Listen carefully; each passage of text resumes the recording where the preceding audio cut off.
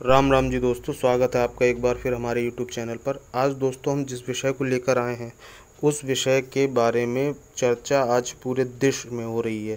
देश में क्या, देश के बाहर भी हो रही है।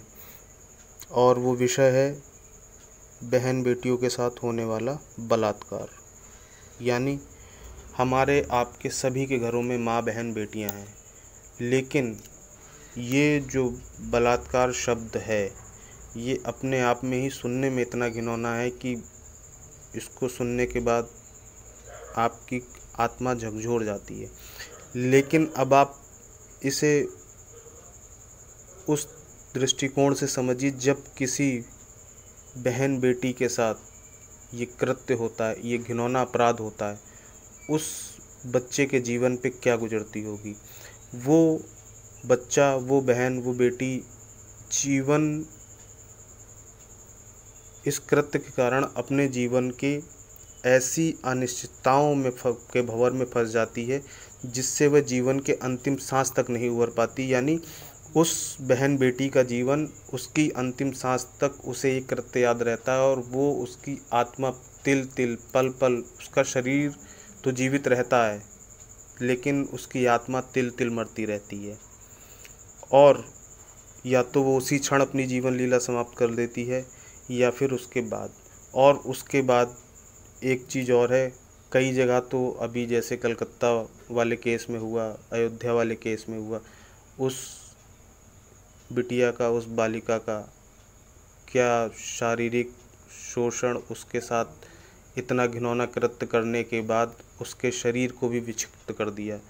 तो कैसी मानसिकता के लोग होते हैं ये लोग, कहाँ से आते हैं, क्यों करते हैं ऐसा कि जानवरों से बदतर किसी बच्चे के शरीर को नोच लेना, उसके शरीर के साथ ऐसा घिनौना कृत्य करने के बाद उसके शरीर पे इस तरीके से, कह लीजिए, क्या ही कहें, शब्द नहीं होते हैं।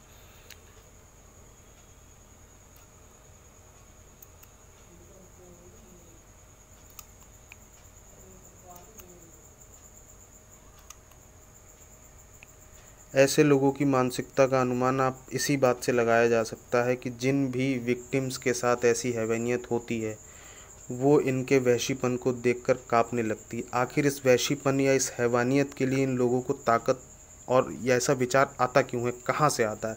आज जब सामाजिक ताना बाना इतना मजबूत हो चुका है, जहाँ हर व्यक्ति के पास अपनी अभिव्यक्ति की आज़ादी है, हर व्यक्ति ऊंच नीच, छुआछूत, अगड़ा पिछड़ा से आगे बढ़कर बात करने को तैयार है, तो समाज में ऐसी विक्षिप्त मानसिकता वाले लोग कहाँ से आते हैं जो किसी माँ के बेटे, किसी बहन के भाई भी हैं।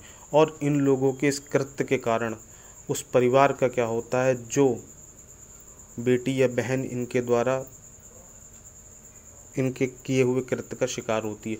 और उसके साथ साथ इनका खुद का परिवार, क्यों, कोई भी व्यक्ति बिना माँ के जन्म नहीं लेता, तो इनके परिवार में भी जो माँ बहन होती हैं उनका भी जीवन इन दुष्टों के चक्कर में बर्बाद हो जाता है। वो लोग भी कहीं सर उठा के चलने लायक नहीं रह जाते हैं। और इनकी गलती की सज़ा उन बहन बेटियों को भी मिलती है, उन माँ बेटियों को भी मिलती है जिस घर में ये जन्म लिए होते हैं।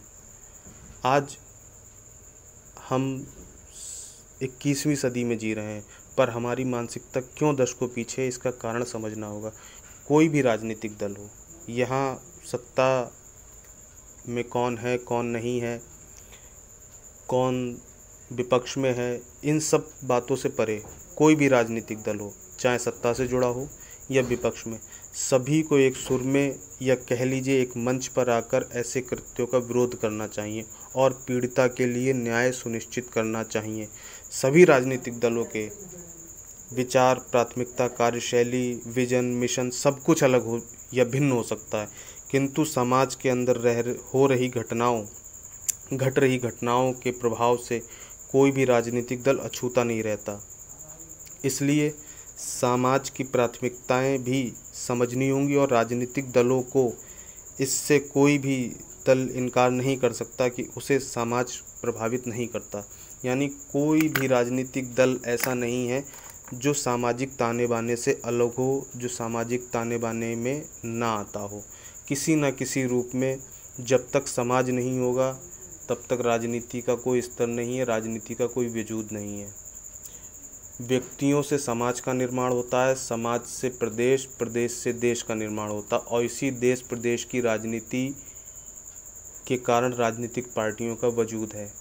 तो सभी राजनीतिक पार्टियों को, आज किसी राजनीतिक पार्टी की एक स्पेशल बात नहीं हो रही, सभी राजनीतिक पार्टियों को एक सुर में एक मंच पर आकर इस कृत्य का विरोध करना चाहिए। ऐसी हैवानियत किसी के साथ भी हो, ये सिर्फ हम शब्दों में कह सकते हैं, शब्दों में इस बात को बयां कर सकते हैं, बयां भी नहीं कर सकते, केवल हम एक मौखिक रूप से दुख व्यक्त कर सकते हैं। लेकिन जिसके साथ ये कृत्य हुआ है और जो लोग ये कृत्य करते हैं, जिस बहन बेटी के साथ ये कृत्य होता है, उसकी पीड़ा उसके अलावा और कोई नहीं समझ सकता। केवल हम सिर्फ कह सकते हैं कि हाँ, हम इसकी निंदा कर सकते, सब काम कर सकते हैं, लेकिन हम उसका दुख दूर नहीं कर सकते, उसके दुख को कम नहीं कर सकते, उसके मानसिक और शारीरिक जो उसको घाव है उसको नहीं भर सकते। और हर बात, हर चीज़ राजनीतिक दल या सरकार ही तय करें, ये भी ज़रूरी नहीं है। एक सामाजिक व्यक्ति या एक स्वस्थ समाज के रूप में हमारी भी जिम्मेदारी है कि हम भी इन बातों को सुनिश्चित करें कि ऐसे लोग हमारे बीच ना पनपें, और ऐसे लोग यदि हमारे बीच हैं भी तो उनका पूर्ण रूप से तिरस्कार होना चाहिए। हर समस्या का समाधान सरकार के पास नहीं होता, और ना ही हर समस्या का समाधान सरकार दे सकती है। यदि आप इस अपेक्षा पर जीवन यापन कर रहे हैं कि सामाजिक ताना बाना मजबूत करने की जिम्मेदारी केवल सरकार की है, तो आप दो धारी तलवार अपने सर के ऊपर स्वयं लटका रहे हैं। कैसे? एक तो आप अपनी जिम्मेदारी से भागकर कि ये सरकार का काम है और सरकार ही करेगी। दूसरा, यदि भगवान न करे, मैं किसी के लिए बात नहीं कह रहा हूँ और मैं इस बात के लिए घोर निंदा और इसकी अपना कठोर विरोध भी है मेरा इस बात को लेकर, लेकिन बात है तो कहना पड़ेगी। किसी के साथ भी ऐसा कृत्य ना हो, अगर भगवान न करे ऐसा कृत्य, कोई घटना हमारे आसपास या हमारे किसी के जानने वाले के साथ हो, तो उस समय समाज से उपेक्षा करना कि वो आपका साथ दे, क्योंकि समाज का निर्माण व्यक्तियों के समूह से होता है, और जनमानस के आपसी व्यवहार से समाज बनता है, ना कि केवल अपना घर देखने से समाज बनता है। और आप सारी चीज़ें छोड़ दीजिए, समाज भी छोड़ दीजिए। आपने जन्म लिया, आपका जन्म हुआ, हमें जन्म देने के लिए ज़रूरत एक स्त्री की है, और बिना स्त्री के आप इस समाज की कल्पना नहीं कर सकते। लेकिन कैसे? फिर जब एक स्त्री के बिना एक पुरुष का कोई अस्तित्व ही नहीं है, फिर वही पुरुष उस स्त्री के साथ ऐसा घिनौना कृत्य कैसे कर सकता है? कैसे उसको इतनी मानसिक ताकत मिलती है, कहाँ से उसको ये बल मिलता है कि वो ऐसा घिनौना कृत्य करके उसके बाद ही सोचता है कि वो बच जाएगा? कैसे बच जाएगा? और बचना भी नहीं चाहिए। किसी भी समाज में जब रेप जैसा कोई कृत्य हो तो सामाजिक व्यक्तियों की भी जिम्मेदारी सुनिश्चित हो कि वो अपना कर्तव्य निभाएं। यदि ऐसी ही बलात्कारी मानसिकता जड़ पकड़ गई तो एक दिन किसी भी परिवार में कोई स्त्री नहीं होगी, और एक स्त्री के बिना इस समाज क्या, इस देश क्या, प्रदेश क्या, आप ब्रह्मांड की भी कल्पना नहीं कर सकते। भगवान ने भी स्त्री को सभी जगह पूजित बताया है। सबसे ज़्यादा सम्माननीय जीव इस ब्रह्मांड में कोई है तो वो स्त्री जाति है, वो मातृशक्ति है, वो बहन बेटियां हैं हमारी।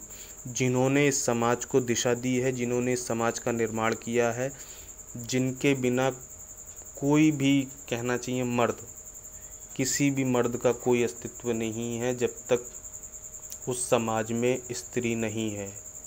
बिना स्त्री के आप अपने जीवन की कल्पना नहीं कर सकते, आप वंश वृद्धि की कल्पना नहीं कर सकते, आप परिवार की कल्पना नहीं कर सकते, आप किसी चीज़ की कल्पना नहीं कर सकते। एक स्त्री ही है जो एक मकान को घर, और घर में भी एक परिवार एक स्त्री के द्वारा ही बनता है, ना कि पुरुष के द्वारा।